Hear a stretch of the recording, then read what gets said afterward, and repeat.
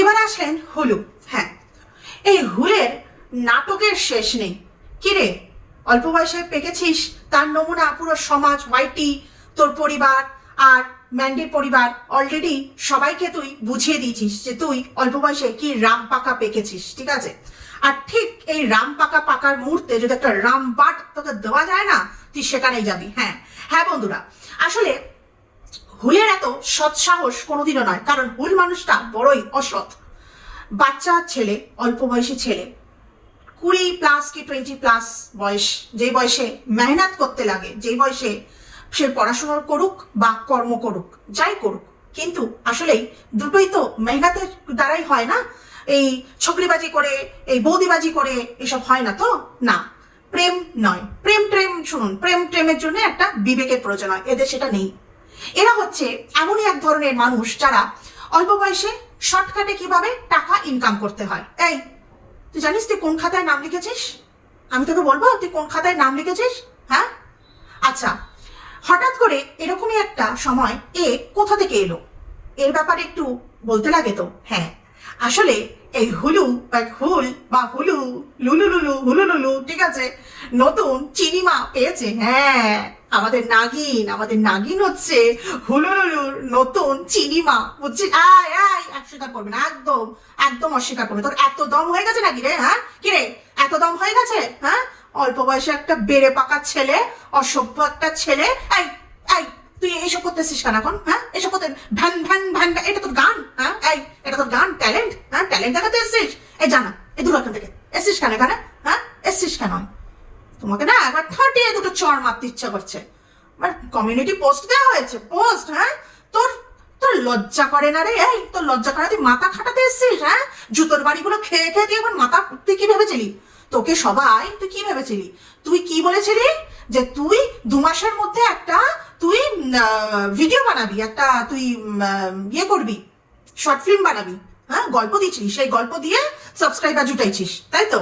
হ্যাঁ, তাই জন্য তুই মানুষজনদের কাছে জুটিয়েছিস। আর তারপর তুই কি করলি? ঠিক ঠিক যখন ওই স্যান্ডি ম্যান্ডির একটা গুছানো সংসার শুরু করেছে, তখনই একটা কোথা থেকে একটা গিটার জুটিয়ে নিয়েছে। এই তো বাবা তোকে গিটার কিনেছিস কি করার জন্য? এই বৌদিবাজি করার জন্য? হ্যাঁ, লোকের ঘর ভাঙার জন্য? হ্যাঁ, এত লজ্জা করে না? এই, তুই ওদের বাড়িতে কি থাকতিস? তুই বাচ্চাটার প্রতি তোর কোনো মায়া নেই রে? এই, তোর মায়া নেই? হ্যাঁ, তোর কোনো মায়া নেই? মাথায় একটা ফেটটি বেঁধে বাড়ির থেকে মেয়ের একটা মানে তোমার একদম ঠিক করে দিতে হয়। অসভ্য ছেলে একখানা, জন্মের অসভ্য ছেলে। এই তোর মা কোথায়? না, এই তোর মা কোথায়? কোথায় কোথায় তোর মা? তোর মা গিয়ে পরের মেয়েকে যে দোলাইটা দিয়ে এসেছিল, তোকে এখন ধুতে পারছে না? হ্যাঁ, তোকে তোকে কি পাবলিক ধোয়ার জন্য ছেড়ে দিয়েছে? ধর্মের সার কথা করে করে।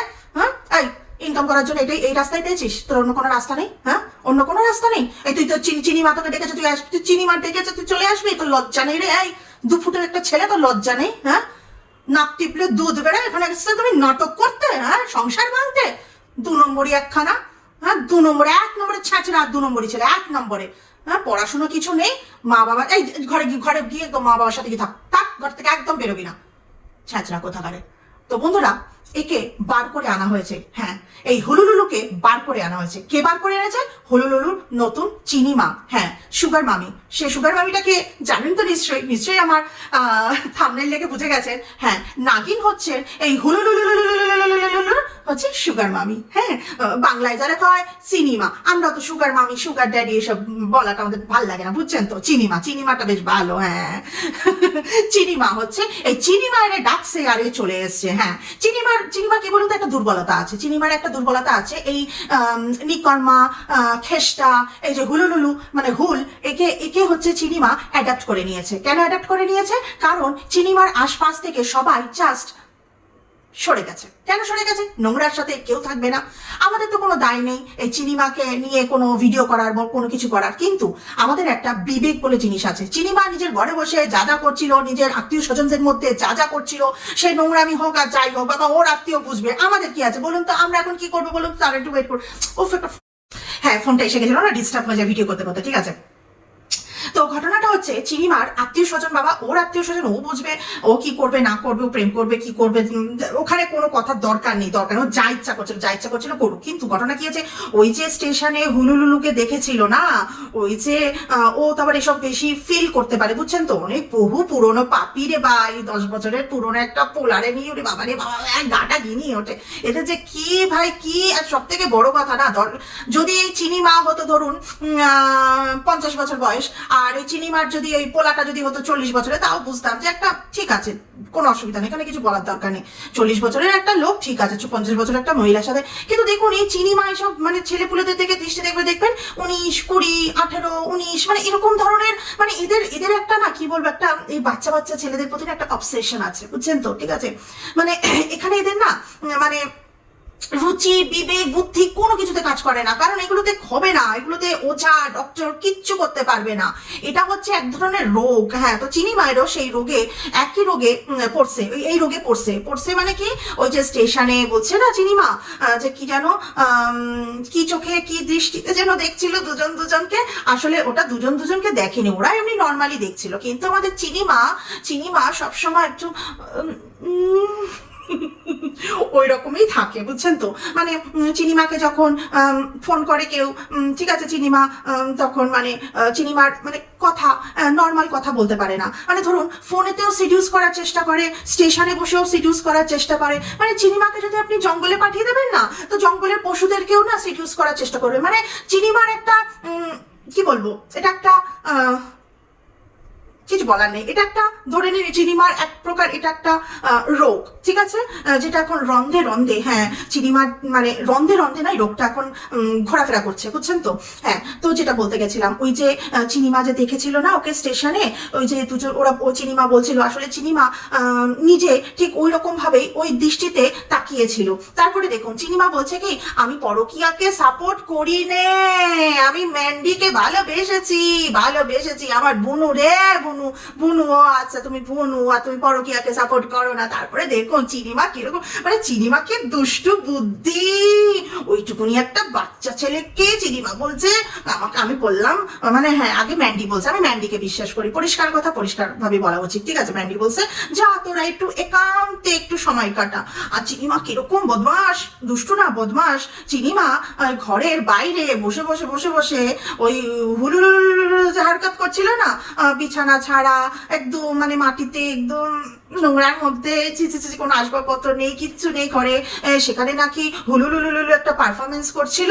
হ্যাঁ, তারপরে ওই পারফরমেন্স করার পর চিনিমা কেমন করে ডেসক্রাইব করছে, দুজনে ঘর থেকে বেরোলো বিধ্বস্ত অবস্থায়, আর চিনিমা ঘরের বাইরে বসে সেগুলো উপভোগ করছিল আর ভাবছিল ও মাই গড, এটা ভাঙতে পারলে এই ছোড়া আমার সেদিন থেকে দৃষ্টি দিয়ে প্রথমে ওদেরকে প্রথমে জুড়তে চেয়েছিল, জুড়তে চড়ার পরে মানে কিছু না কিছু ভাবে কাছে যেতে হবে না, আগে বন্ধুত্ব করতে হবে, প্রমাণ করতে হবে আমি তোদের আপনার মানুষ, আমি তোদের কাছের মানুষ, আমি তোদের জন্য ভালো চাই, ঠিক আছে। তার জন্য সংসার জাহান নামে যায় যাক। আরে চিনিমার কি লেনদেন, চিনিমা তো মানে ওই সমস্ত নিয়েই পড়ে থাকতে ভালোবাসে, নোংরা।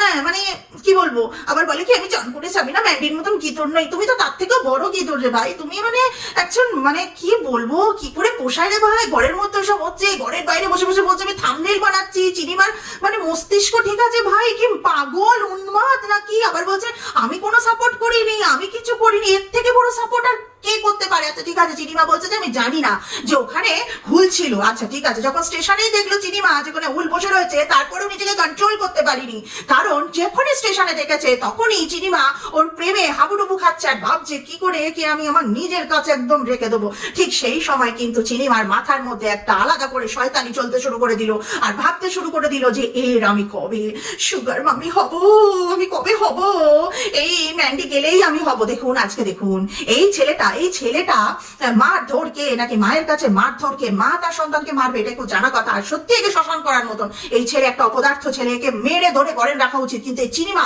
একে উস্কানি দিয়ে আজকে দেখুন এই নাগিন, কত বড় নাগিন, যে ওকে ঘর থেকে বার করে নিয়ে এসে ওর সাথে কনস্পিরেসি করে একটা সংসার একটা সংসার, একটা সুন্দর সংসার যেটাতে আমরা দেখছিলাম, ওটা নিয়েও আমরা ভিডিও বানাচ্ছিলাম। ম্যান্ডি রোজ প্রত্যেকটা ভিডিওতে কিছু না কিছু এমন হরকত করতো যেটা নিয়ে আমরা ভিডিও বানাচ্ছিলাম, ঠিক আছে। হয় আমরা বলছি বাইরে ঘুরতে যাচ্ছিস, ঘরে মন নেই, হ্যান নেই, মানে কিছু না কিছু করছিলাম যেগুলো কিন্তু খুব নর্মাল জিনিস, যেগুলো জানে, ঠিক আছে।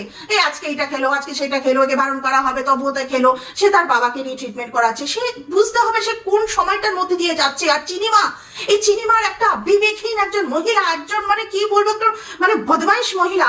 এই আর সব থেকে বড় কথা, এই বদমাইশকে আরো একজন ইন্ধন দিচ্ছে, আরো একজন ধোঁয়া দিচ্ছে, আর মজা নেওয়ার চেষ্টা করছে। সেটা আর কেউ নাই, সেটা হচ্ছে চিনিমার একমাত্র এখন বুনু, এখন সেই প্যারে লাল কিন্তু চিনিমাকে আবার ইন্ধন দিচ্ছে। আমি অলরেডি একটা ভিডিও করেছি, দেখে আসতে পারেন। আমি সেখানে ক্লিয়ারলি বলেছি, ওকে বলেছি, বারবার বলেছি, তুমি যদি তোমার নিজের ইমেজ, হ্যাঁ মিনা যদি নিজের ইমেজকে পরোয়া না করে, ভাই আমরা কেন করব?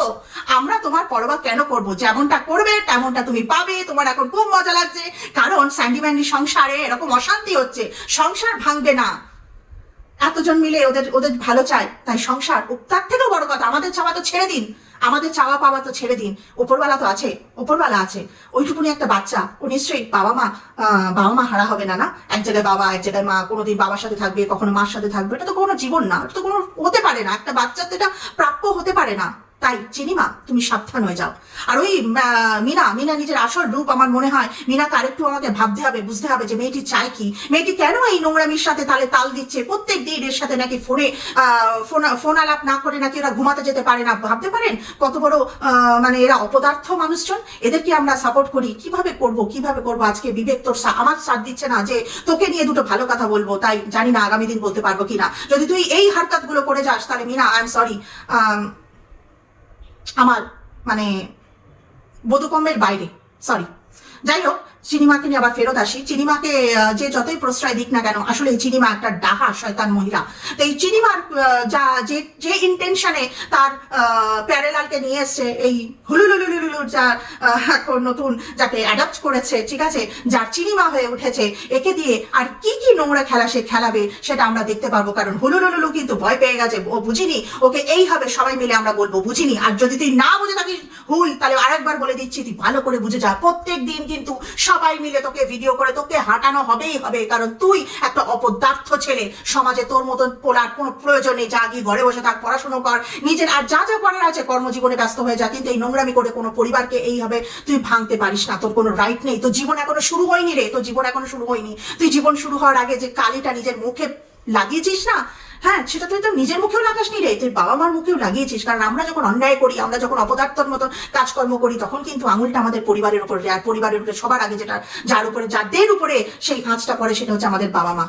তোর বোধহয় বোধগম্যের বাইরে সেটা। তুই মানে সুস্থ সন্তান না, তোর মানসিকতা, তোর রুচি বড়ই মানে কি বলবো, অসুস্থ, ঠিক আছে। তো যা, যদি কোনো ব্যামো হয়ে থাকে ট্রিটমেন্ট করা। কিন্তু এরকম একটা মেয়ে মানুষের ঘর ভাঙতে গেছিস, যে অলরেডি তার একটা সন্তান রয়েছে, যে এত সুন্দর হবে জীবনযাপন করছে, তো কি হয়েছে? ফুসলে তো করেছিস, অনেক টাকা তো কামিয়েছিস, আবার কেন এসেছিস ওর গাড়ি চেপে বসতে? শয়তান, অপদার্থ, নির্লজ্জ, বেহায়া। আর যদি তোকে দেখেছি কোনো রকম কিছু করতে, তাহলে দেখ, একটা ভিডিও জায়গায় দিনে না তোর জন্য 4টে করবো, বুঝলি?